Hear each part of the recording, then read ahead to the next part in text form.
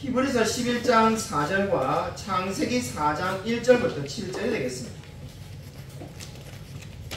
신약성경 364쪽에 있습니다. 신약성경 364쪽 히브리서 11장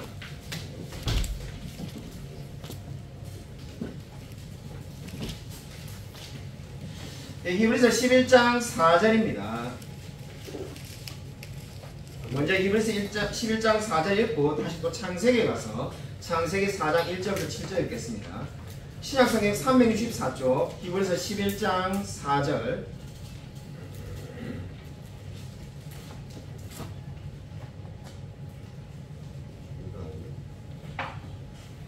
신약성경 364면에 있습니다. 히브리서 11장 4절입니다. 네, 다 찾으시죠? 같이 한 목소리 읽겠습니다. 네, 시작. 믿음으로 아벨은 가인보다 더 나은 제사를 하나님께 드림으로 의로우자 하시는 증거를 얻었으니 하나님이 그 예물에 대하여 증언하심이라. 그가 죽었으나 그 믿음으로써 지금도 말하느니라. 아멘. 창세기 4장 1절부터 7절을 읽겠습니다. 성경책 제일 앞에 있습니다. 성경책 제일 앞에 창세기 4장 1절부터 7절. 구약성경 5쪽에 있습니다. 구약성경 5쪽 성경책 제일 앞부분에 창세기 4장 1절부터 7절입니다. 제가 한 절, 성도님들이 한 절 교동하도록 하겠습니다. 창세기 4장 1절부터 7절입니다. 아담이 그의 아내 하와 동침하며 하와가 임신하여 가인을 낳고 이르되 내가 여호와로 말미암아 등남하였다 하니라. 그가 또 가인의 아우 아벨을 낳았는데 아벨은 양치는 자였고 가인은 농사하는 자였더라. 세월이 지난 후에 가인은 땅의 소산으로 제물을 삼아 여호와께 드렸고 아벨은 자기도 양의 첫 새끼와 그 기름으로 드렸더니 여호와께서 아벨과 그의 제물은 받으셨으나 가인과 그의 제물은 받지 아니하신지라. 가인이 몹시 분하여 안색이 변하니 여호와께서 가인에게 이르시되 내가 분하여 함은 어찌 됨이며 안색이 변함은 어찌 됨이냐. 내가 선을 행하면 어찌 낯을 들지 못하겠느냐. 선을 행하지 아니하면 죄가 문에 엎드려 있느니라. 죄가 너를 원하나 너는 죄를 다스릴지니라. 아멘. 네, 오늘 설교 제목은 믿음의 사람 아벨이 되겠습니다. 제가 어렸을 때 이야기입니다. 제 기억에 초등학생 때 우리 학교 앞에 예전에 그런 분들이 많았죠. 우리 흔히 약장사라고 말하는데 여러 가지 이렇게 물건을 파는, 정말 약을 파는 건 아니고 이 물건을 파는 사람이 와가지고 학교 앞에서 학생들을 이렇게 해가지고 물건을 팔고 있는 경우가 많이 있었습니다.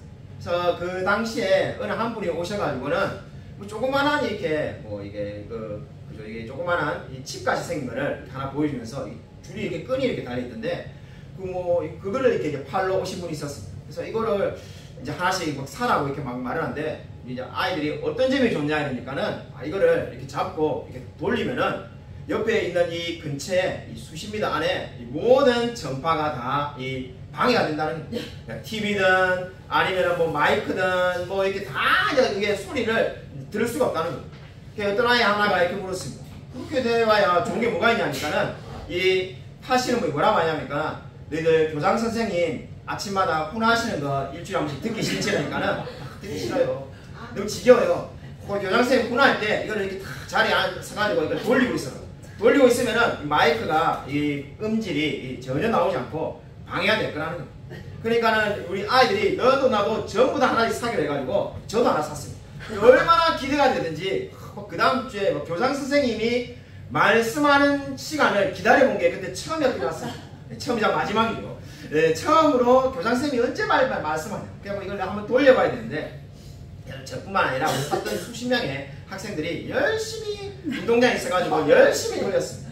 뭐 어떤 일이 났을지 여러분이 다 알겠지만은 전혀 그렇게 방해가 되지 않았습니다. 놀라운 것은 그 누구도 그거를 버리는 학생이 없었습니다. 지금 생각해보면 바로 버려가지고 바로 밟아버렸어야 될 것 같은데 전혀 버린 사람이 없고 어쩌다 보니까 오늘 이게 작동이 안 되는 겁니다. 다음 주에 되면 되겠지 하고 다음 주에도 돌리고 그 다음 주에 돌리고 오랫동안 저희 집에 그걸 제가 가지고 있었습니다. 이게 언젠가는 작동이 될 거예요. 자, 여러분에게 무슨 말씀을 드리려고 하냐면은 정말 사람이 거짓된 믿음을 한번 확신을 가지면은 오랫동안 그 마음이 변치를 않습니다. 믿음이라는 것이 무엇일까요? 우리 히브리서 11장의 믿음에 대해서 우리 지난주에 말씀을 드린 것처럼 믿음은 바라는 것들의 실상이고 보지 못하는 것의 증거라고 지난주에 말씀을 드렸습니다. 바라는 것들의 실상이고 보지 못하는 것의 증거라고 말씀을 드렸는데 이제 그 예로 첫 번째 사람인 바로 아벨이 등장하고 있습니다. 가인과 아벨이 등장하는데 오늘 말씀을 보시면은 4절에 우리 히브리서 11장 4절에 아벨이 가인보다 더 나은 제사를 드렸다고 말을 합니다. 그러니까 하나님께서 아벨의 제사를 받으시고 가인의 제사는 받지 않았는데 아벨은 가인보다 더 나은 제사를 드렸다는 겁니다. 더 나은 제사가 무슨 말씀인지 이해를 하려면은 창세기 4장 1절부터 7절을 이해해야만 합니다. 그래서 우리가 이미 지금 읽었습니다. 그리고 창세기 4장 1절부터 7절을 보면은 아벨은 뭐하는 사람이었습니까? 목자였습니다. 그리고 가인은 어떻습니까? 농사를 짓는 사람이었습니다. 지금 현대에는 직업이 많이 있기 때문에 지금 우리 교인들도 다 각기 다양한 직업을 가지고 있는데 당시에는 사실 이 아벨처럼 목축업을 하든지 아니면 가인처럼 농사를 짓든지 사실 그 외에 별다른 직업이 많지 않습니다.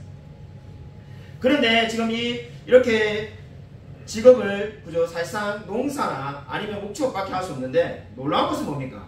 아벨은 양의 첫 새끼로 가지고 기름으로 제사를 드렸고 가인은 곡물을 가지고 예배를 드렸습니다. 근데 문제는 하나님께서 아벨의 제사만 받으시고 가인의 제사는 받지를 않았다는 데 있습니다. 어떻게 이 말씀을 우리가 이해할 수가 있을까요?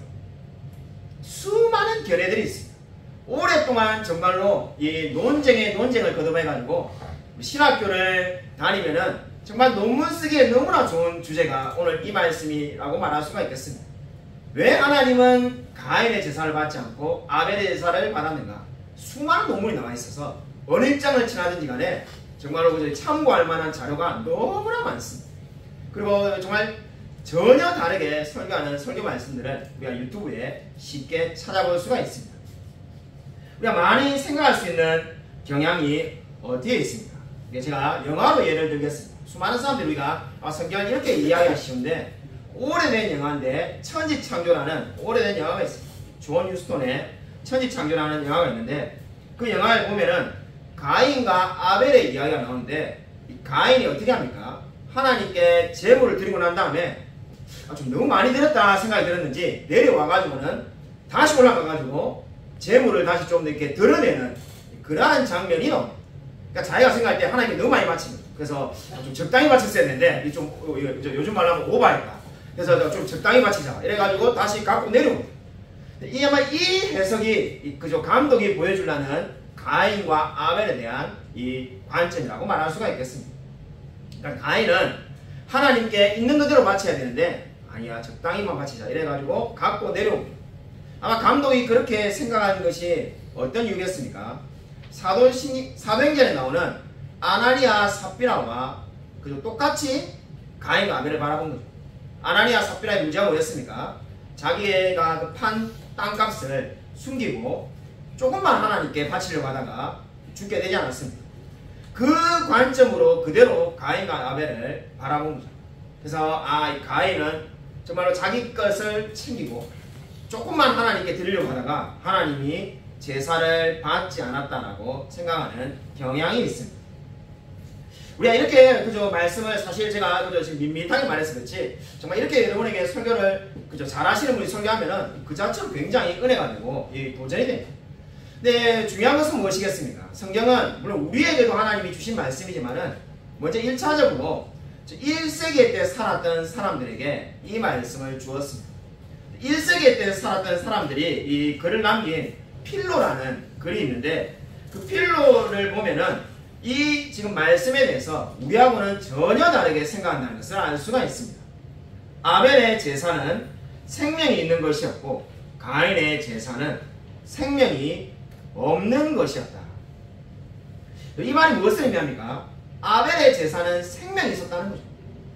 가인의 제사는 생명이 없기 때문에 하나님이 안 받으셨다는 겁니다. 우리가 생각할 때 이 가인이 적당한 양을 드렸는데 뭐 그죠? 요즘에 만약에 우리가 돈으로 말한다면은 1000만 원을 벌었는데 100만 원을 11조를 해야 되는데 그냥 30만 원만 하다가 이 난리가 났다. 이런 이야기가 아니라 지금 그런 차원의 문제가 아니라는 거죠. 아벨은 아예 생명 있는 제사를 드렸고 가인은 아예 생명 자체가 없었다라고 해석하는 것을 볼 수가 있습니다. 그렇기 때문에 아벨은 어떻게 했다는 겁니까? 장차 오실 예수 그리스도를 바라보고 믿음으로 제사를 드렸는데 가인은 그렇게 하지 못했다는 겁니다. 여러분 히브리서 창세기 4장 7절 우리가 이미 읽었는데 창세기 4장 7절을 다시 한번 읽겠습니다. 창세기 4장 7절 다시 한번 읽겠습니다. 네, 시작. 내가 선을 행하면 어찌 낯을 들지 못하겠느냐. 선을 행하지 아니하면 죄가 본에 엎드려 있느니라. 죄가 너를 원하나 너는 죄를 다스릴지니라. 너가 선을 행하면 어찌 낯을 들지 못하겠느냐. 이 말에 여러분 주목해 보시기 바랍니다. 너가 선을 행하면 어찌 낯을 들지 못하겠느냐. 이 말씀에 대해서 70인역이라는 성경이 있습니다. 오래전에 있는 성경인데 70인역을 보면은 사실상 최초의 번역 성경이라고 말할 수 있는 70인 성경은 번역을 이렇게 하고 있습니다. 내가 재물을 구분함이 없이 올바르게 드렸다면 죄를 범하였겠느냐. 그러니까 지금 가인의 문제가 무엇이라는 겁니까? 재물을 구분함이 없이 올바르게 드리지 않았다는 거죠. 그러니까 하나님께 뭘 드려야 된다는 겁니까? 제사는 피의 제사를 드려야 되니까 이 생명이 있는 아벨에게 예를 들면 달라고 하든 아니면 사든 그 양이나 이런 뭐 소나 이러한 피가 있는 동물을 제물로 바쳤어야 되는데 그렇게 하지 않고 자신의 마음대로 하다가 이 모든 문제가 생긴 거라고 말씀을 하고 있습니다. 요세푸스라는 1세기 때 유명한 역사가가 있습니다. 요세푸스를 보면은 가인과 아벨에 대해서 말씀을 이렇게 해석합니다. 그 형제들은 하나님께 제사를 드리기로 결정하였다. 가인은 경작한 땅이나 나무의 소산물들을 가지고 드렸다. 반면에 아벨은 그의 양떼들 가운데 우유와 첫 새끼를 가지고 갔다. 하나님은 아벨의 제물을 더 기쁘게 받으셨다. 하나님은 탐욕적인 사람의 지혜로 마지못해 바친 것이 아니 마음을 다하여 자발적으로 드린 제물을 받으셨다. 역시 똑같은 마음입니다. 역시 이 아벨에게 정말로 하나님의 주신 생명이 있었다라고 말을 하고 있는 겁니다. 여러분 이 모든 이야기가 지금 무엇을 말하는 겁니까? 한마디로 아벨은 믿음이 있는 사람이었고 가인은 믿음이 없는 사람이었다라고 말을 합니다. 여러분 믿음이 왜 중요할까요? 우리 교회에서 제가 아마 여러 번 말을 하였는데 정말 여러분 믿음이라는 것이 무엇입니까? 여러분이 공식을 여러 번 가르쳐 드렸다는 겁니다. 믿음에 대한 설교를 할 때마다 제가 여러분에게 공식을 알려드렸어요. 나 공식을 배운 적이 없는데 이렇게 생각이 드는 분은 그저 우리 교회를 나온 지 얼마 안 되는 분입니다. 이 이단을 보면은 제가 이단에 대해서 늘 부러운 점이 한 가지 있는데 모든 이단들은 또 자기들이 믿는 교리에 대해서 조금도 망설임이 없이 스스럼 없이 거침없이 정말로 줄줄줄 이야기한다는 겁니다. 안타깝게도 우리 정말로 기독교는 어떻습니까? 많은 분들이 어떤 사람은 이걸 알고 있고 어떤 사람은 저걸 알고 있고 이 똑같은 이야기를 그저 같이 하는 경우가 그렇게 많지가 않습니다. 저는 적어도 우리가 정말 믿음에 대해서 같은 이야기를 해야 되지 않겠습니까? 여러분 이 공식이 있습니다. 우리 개혁주의 신학, 우리 기독교 입장은 믿음은 어떻게 생겼다는 겁니까? 칭의, 바로 저와 여러분이 의롭다함을 받은 것에 대해서 행함을 더한 거라는 겁니다. 로마 가톨릭의 교회들은 천주교는 어떻게 말합니까? 믿음 플러스 행함으로 구원을 받는다는 겁니다. 칭의라는 말이 너무 어려운 분은 그 칭의 옆에다가 그냥 구원이라고 쓰시면 됩니다. 한마디로 로마 가톨릭은 구원을 받으려면 믿음에다가 반드시 행함이 더해져야 한다는 겁니다. 그럼 우리는 어떻게 되는가? 이 믿음이 뭐라는 겁니까? 우리가 가지고 있는 믿음이 우리가 받았던 구원과 우리가 행하고 있는 행위가 합해진 거라는 겁니다. 그렇기 때문에 결코 이 말이 같지가 않습니다. 좀 더 구체적으로 말한다면 믿음 없이 의롭다함을 받은 사람은 아무도 없지만은 믿음 때문에 의롭다함을 받은 사람은 하나도 없다고 말을 할 수가 있겠습니다. 이 말이 무엇을 의미합니까? 믿음 없이는 그 누구도 구원을 받을 수가 없습니다. 그러나 또 한편으로는 믿음 때문에 구원을 받은 사람도 아무도 없다는 겁니다. 이게 무슨 말인가? 아마 이렇게 생각할 수 있는데, 이 스트롱이라는 분이 좋은 비유를 드러난 게 있습니다. 믿음이란 게 뭐냐? 이분이 열차에 보면은 열차 앞에 있는 뭡니까? 기관차가 뒤에 많이 객실들이 10개, 15개 붙어 있죠. 믿음이라는 거는 열차, 기관차 뒤에 붙어 있는 객실과 같다는 겁니다. 그러니까 서울에서 부산까지 기차가 막 달리고 있는데 객실이 착각할 수 있겠죠. 내가 이렇게 열심히 지금 부산으로 달려가는 것 같다. 그러나 실제로 객실은 아무런 힘도 없고 동력도 없고, 기관차가 달려갈 때 그냥 객실은 그저 1호차, 2호차, 3호차, 4호차는 붙어 있을 뿐이라는 겁니다. 그게 바로 뭐라는 겁니까? 믿음이라는 거죠. 믿음 그 자체가 힘이 있는 것이 아니라는 겁니다. 믿음으로 구원을 얻는다. 믿음으로 구원을 얻는다. 우리가 이렇게 막 그저 우리 종교개혁으로 500년 동안 강조하니까는 마치 믿음이라는 것이 저절로 능력이 있어서 우리를 하나님께로 데려간다. 우리가 이렇게 생각하시는데 그렇지가 않습니다. 오히려 믿음이라는 말 자체가 뭐라는 겁니까? 나에게는 아무런 능력이 없고 나는 아무런 동력이 없고 그저 하나님의 은혜로 우리가 구원을 받았다는 뜻이 믿음이 있다는 말의 의미가 되겠습니다. 마치 정말 우리가 정말 그 기관차에 붙어있는 객실처럼 우리가 한 거라고는 그냥 이 기관차에 붙어있는 것밖에 없는데 그것조차도 우리 스스로 붙은 것이 아니라 하나님이 우리에게 붙여주신 건데 그대로 끌려가는데 사람들이 우리가 착각하기 쉬운 게 뭡니까? 내가 힘이 있기 때문에 내가 능력이 있어서 하나님을 붙잡았다고 오해하기가 쉽습니다. 그러나 믿음이라는 말 자체가 뭘 의미하는 겁니까? 나는 구원받을 만한 자격도 없고 능력도 없고 힘도 없고 아무런 은사가 없다는 말의 의미가 믿음을 가졌다는 말의 뜻이 되겠습니다. 여러분 마치 우리 요즘으로 말하면은 우리 교회에 올라오려면은 물론 계단으로 걸어오신 분도 있으신지 모르겠지만 이 엘리베이터를 타고 오시는데 엘리베이터를 탔을 때 여러분이 막 노력을 해가지고 4층까지 이동되는 게 아니라 엘리베이터를 타기만 하면은 저절로 엘리베이터가 4층에 우리를 내려줍니다. 그거와 마찬가지입니다. 저와 여러분이 엘리베이터 타고 있다고 해서 우리가 뭔가 막 움직여가지고 4층에 온 게 아니죠. 믿음이란 게 바로 그렇습니다. 저와 여러분이 하나님께로 간 이유가 어디에 있습니까? 바로 하나님께서 우리를 인도하셨기 때문에 한 거죠. 다시 말하지만 믿음이란 건 뭡니까? 믿음이 있다는 거는 내가 뭔가를 했다는 뜻이 아니라 우리가 착각하기가 쉬운데 내가 믿음이 있으니까 믿음이 없는 사람보다는 내가 뭔가 한 가지라도 했겠지. 내가 뭐 한 가지로 했으니까 그죠? 믿음이 없는 사람이 있는데 나는 믿음이 있겠구나. 이렇게 생각하기 쉽습니다. 마치 우리가 그죠? 공부를 하면은 그 0점인 사람도 있는데 내가 10점이라도 받으면은 뭔가 공부를 했으니까 10점을 받았다. 이렇게 생각하기 쉽지만은 실제로는 어떻습니까? 믿음이 있다는 말의 뜻은 내가 아무것도 하지 않았기 때문에 믿음을 가지게 된 거라는 뜻이 되겠습니다. 저와 여러분이 바로 이렇게 믿음을 가지게 된 줄로 믿으시기 바랍니다. 여러분 오늘 이러한 아벨의 믿음의 결과가 무엇입니까? 11장 4절을 보시면은 히브리서 11장 4절에 의로운 자라 하시는 증거를 얻었다라고 말을 하고 있습니다.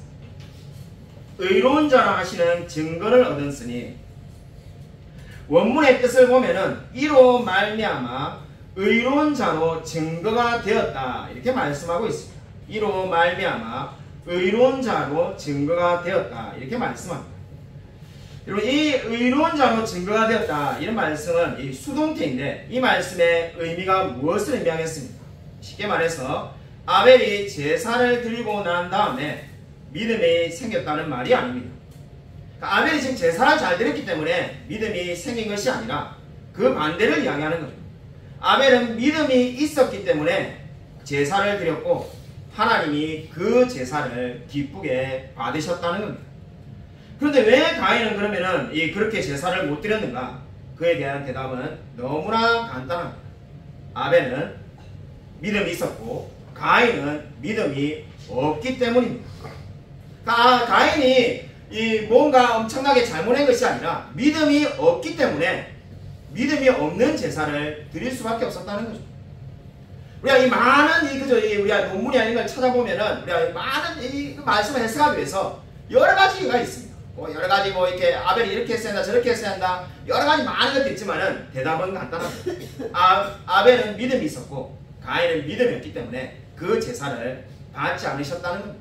저와 여러분이 예배를 드리는데 하나님이 받으신 이유가 뭡니까? 우리가 오늘 자세를 너무나 잘하고 정말로 그저 마음의 준비를 단단히 하면 하나님이 예배를 받으시고 그렇지 않고 그냥 뭐 이렇게 만약에 빼딱하게 앉아 있으면은 예배를 안 받는 그런 것이 아닙니다. 예배를 받으시는 이유는 저와 여러분에게 믿음이 있기 때문에 구원받은 자이기 때문에 예배를 받으시는 겁니다. 그와 지금 마찬가지입니다.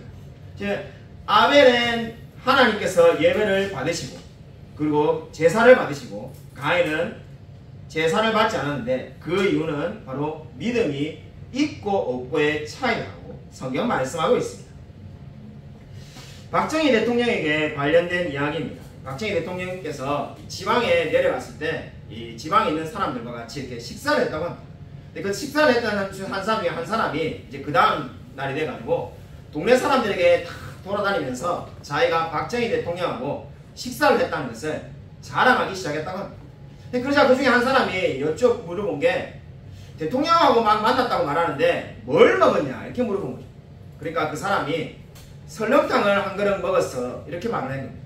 그래서 고작 설렁탕 먹은 거 가지고 이렇게 지금 막 온 동네 다니면서 자랑하냐 이렇게 이제 누가 핀잔을 주었어. 그러니까 그 사람이 하는 말이 내가 설렁탕을 한 그릇 먹은 것을 자랑한 게 아니라 내가 박정희 대통령과 함께 자리에 앉아 있었던 것을 자랑하는 거라고 말을 했습니다. 이 아이가 무엇을 보여주는 겁니까?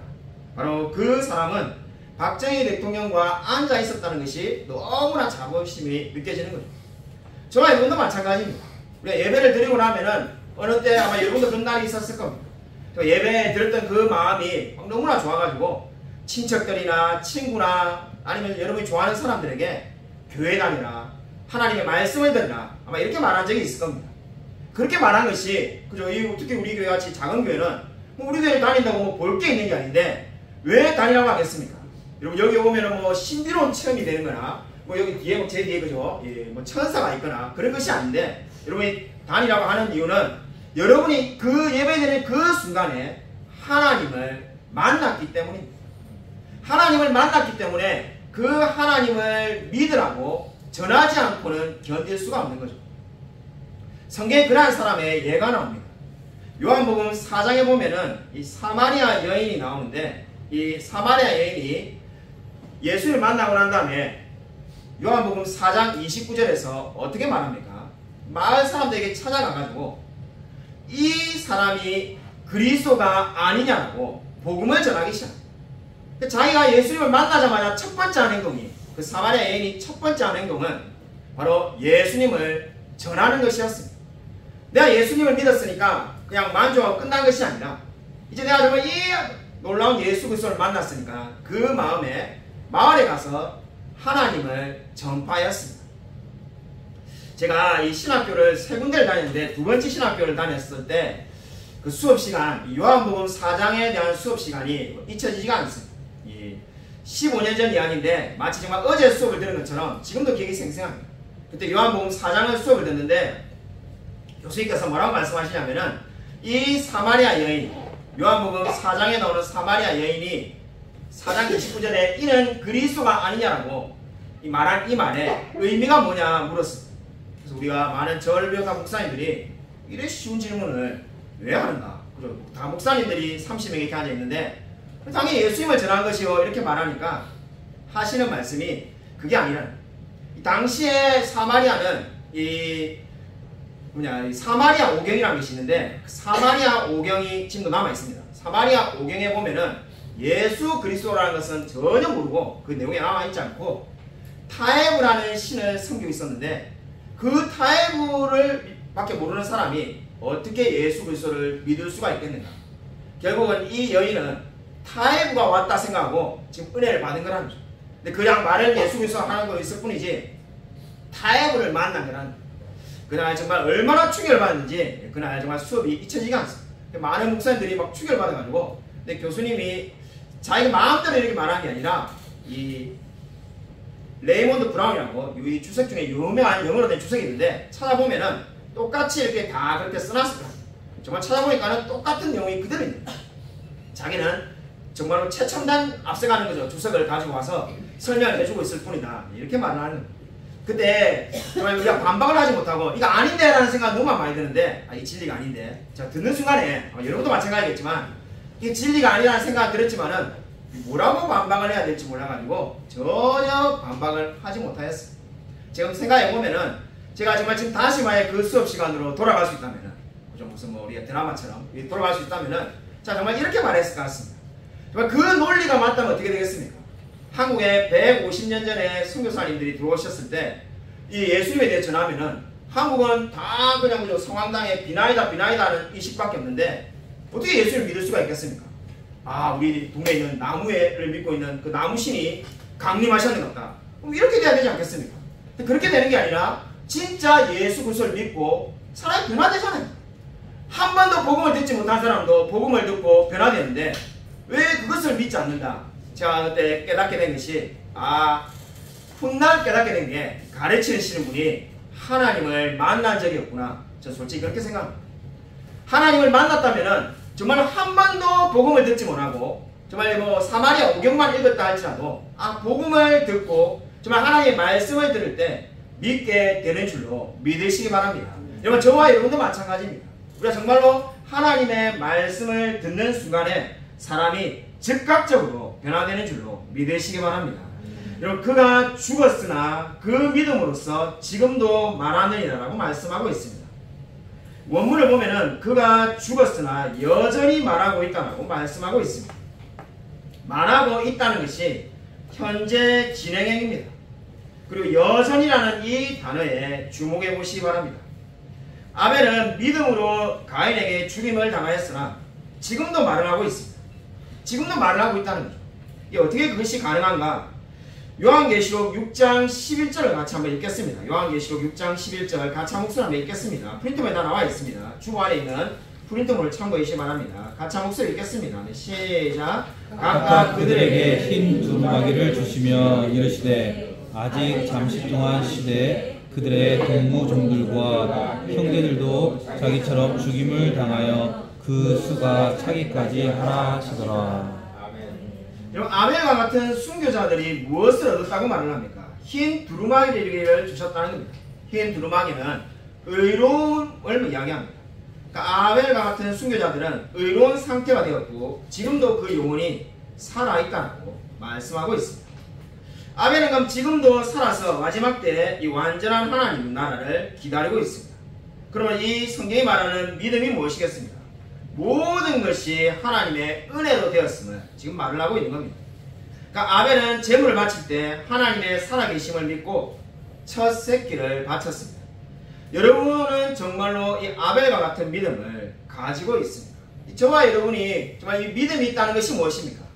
우리의 능력과 우리의 행동으로 된 것이 아니라 모든 것이 하나님의 은혜로 되었음을 말씀하고 있습니다. 우리 교회에 이제 그 가을에 임직식이 있을 예정인데 우리 수원로에서 연락이 왔습니다. 그래서 드디어 우리 교회 정말 이 선거를 언제 했는지 기억이 안 날 정도로 우리 한참 지난 것 같은데 수원로에서 이제 8월달부터 이 장로님 교육을 시작하신다고 말씀을 해주셨습니다. 그래서 이 고시부 목사님이 연락이 오셔가지고 전화번호도 다 받아가시고 이제 곧 이 공부가 시작될 것 같습니다. 그래서 이 장로님이 생기면은 이 교회가 뭐가 달라지는가 뭐 이렇게 뭐 묻는 분들도 많이 있는데 이 교회가 조직교회와 미조직교회로 나눌 수가 있는데 장로님이 생겨야만이 당회가 구성되고 교회가 이 조직교회가 되게 되어 있습니다. 그래서 우리 교회가 이제 아마 그렇게 변화될 것 같습니다. 이 고시부 목사님이 하도 안 그래도 연락이 없어가지고 제가 분명히 예전에 몇 달 전에 여쭤봤을 때는 이 언제 이렇게 장로님 교육을 합니까 하니까는 7월에 할 거다 이랬는데 7월이 지금 한참이라서 이제 이거 7월 끝나가는데 연락이 없어가지고 제가 다시 전화를 드릴까 하니까는 좀 저보다 나이가 더 많으신 어르신들인데 전화를 드리기가 좀 곤란하고 그렇다고 또 가만히 있자니 답답하고 그래서 이게 제가 맨날 우리 단체 카톡방에 제가 모를 때 뭐 글이 올라왔나 싶어가지고 막 확인해봐도 전혀 글이 올라오지 않더라고요. 근데 이 지난주에 연락이 오셔가지고는 이제 교육이 드디어 시작되겠다 이런 말씀하셔가지고 감사했습니다.